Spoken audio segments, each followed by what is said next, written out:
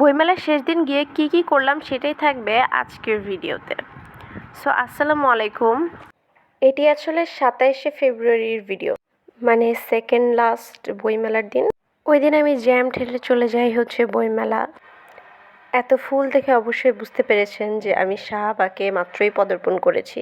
কি তৈরি হচ্ছে নামটা জানলে একটু জানাবেন প্লিজ। ফুলের দোকান তো লাগছিল না, মনে হচ্ছিল যেন স্টুডিও। সবাই এখানে ফুল কিনছে না, ছবি বেশি তুল। রোজা থেকে থাকলে এটা স্কিপ করে যান ভাই, এখানে চুড়ির দোকান অনেক। অবশেষে আমি চলে আসলাম সেই কাঙ্ক্ষিত বইমেলার গেটে।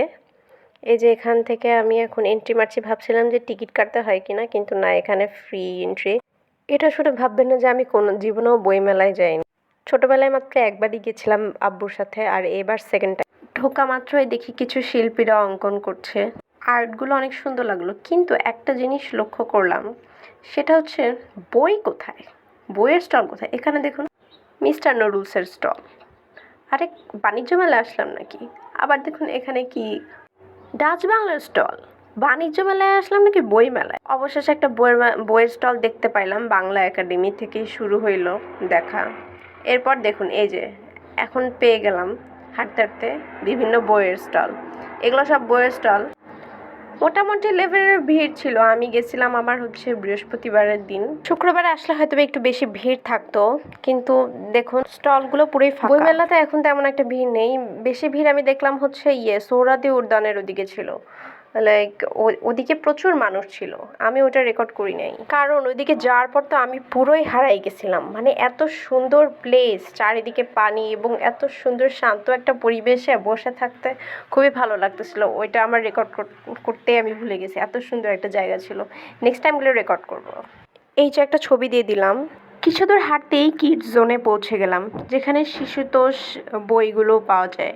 সেখানে গিয়েই দেখি এরকম একটা সার্কেল, যেখানে কিনা অনেকে বসেছিল, কিন্তু আমিও বসার ট্রাই করলাম, বাট একটা প্লেসও খালি ছিল না, সবাই বসেছিল। আর এদিকে বাচ্চাদের বই পাওয়া যাচ্ছিল, যেখানে বড়দেরই ভিড় বেশি দেখছি আমি। কিছু দূর যেতেই আমি লক্ষ্য করলাম ডেটল হচ্ছে একটি বাচ্চাদের জন্য ফ্রি অ্যাক্টিভিটিস রেখেছিল।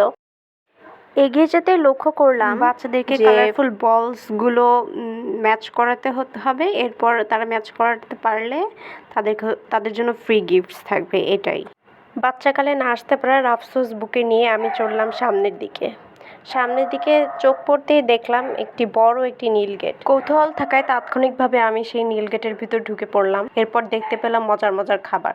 ভাবলাম এখানে মনে হয় খাবারের মেলা বসছে। এটা ভেবে এদিকে তাকলাম, দেখি এখানে অনেক জিনিসপাতিও পাওয়া যাচ্ছে। এই দোকানটার যে লোকটা বসে আছে, এই লোকটা আমাকে পরে একটি মোমবাতি দেখে বলছে, দিদি মোমবাতি নেন একটা। আমি বললাম না, লাগবে না। তখন উনি আমাকে বললো, কেন, আপনি কি মুসলমান? ততক্ষণে আমি ওখান থেকে চলে আসি, কিন্তু আমার মনে প্রশ্ন ছিল উনি আমাকে কেন এই প্রশ্নটা করলো। খাবারের স্টলের এখানে দাঁড়িয়ে খাবারগুলো দেখছিলাম, যে এখানে বিভিন্ন বাংলাদেশের পিঠা পুলি পাওয়া যাচ্ছে। মনে হচ্ছিল যেন এখনো শীতকাল যায়নি। যাই হোক, এই পিঠাটা আমি কখনো এর আগে দেখিনি। এটা হচ্ছে আসলে মুখ পাকন, আমি নিয়ে নিলাম পরে। খেতে খেতে আশেপাশে তাকাতেই দেখি এরকম একটা মূর্তি। একটু জুম করে দেখি যে এটা আসলে একটা হিন্দুদের মূর্তি। নিচে একটা লোক পুকুরে গোসলও করছিল। এই যে লেখা এখানে রমনা কালী মন্দির। এরপর আমি বুঝতে পারলাম আমি আসলে রমনা কালী মন্দিরে ঢুকে পড়েছি। এটা আসলে মন্দির। কিছু দূর যেতে গিয়ে আমি দেখলাম অনেক সুন্দর একটা মন্দির। এটা আমি ছবিতে অনেকবার, টিভিতে অনেকবার দেখেছি, কিন্তু বাস্তবে প্রথমেই দেখলাম। মন্দিরটা কিন্তু আসলে অনেক সুন্দর, কিন্তু আমি ভেতরে ঢুকিনি। পরে কখনো গেলে অবশ্যই ভিতরটা একটু দেখব। ভিতরে অনেকেই ছবি তুলছিল, আমি বাইরে থেকে দেখলাম। বইমেলায় আসলাম, ঘুরলাম, কিন্তু কোনো বই কিনতে পারিনি, কারণ একটা বইয়ের দাম ছিল একদম আকাশ সমান। ছোট ছোট বই নিলেও দেখি 500 টাকা দাম। এর থেকে ভালো তো নীলক্ষেত থেকে বই কেনা। একদম রিজনেবলি বই কিনতে পাওয়া যায়। এখানে বইয়ের এত দাম দেখে আমি একটা বইও কিনতে পারিনি। ভাবছিলাম যে বই কিনে নিয়ে যাব। আমি কিন্তু বই পড়তে অনেক পছন্দ করি, কিন্তু আমি বাংলাবাজার নীলক্ষেতের কাস্টমার। এখানকার বইয়ের দামগুলো অনেক বেশি লেগেছে, তাই আর কিনলাম থেকে বের হয়ে পড়লাম। আর এই যে মুখ পাকনটা এখনো শেষ করতে পারিনি। 50 টাকা ছিল, কিন্তু একদম বাজে ছিল। এবার কিন্তু বইমেলা দুইটা বসেছিল। এতক্ষণ যেটাতে ঘুরলাম সেটা হচ্ছে 21শে বইমেলা, আর আরেকটা বইমেলা কিন্তু আছে, সেটা হচ্ছে বৈষম্য বিরোধী ছাত্র আন্দোলনের আরেকটা বইমেলা। সেই বইমেলা থাকবে আমার নেক্সট ভিডিওতে।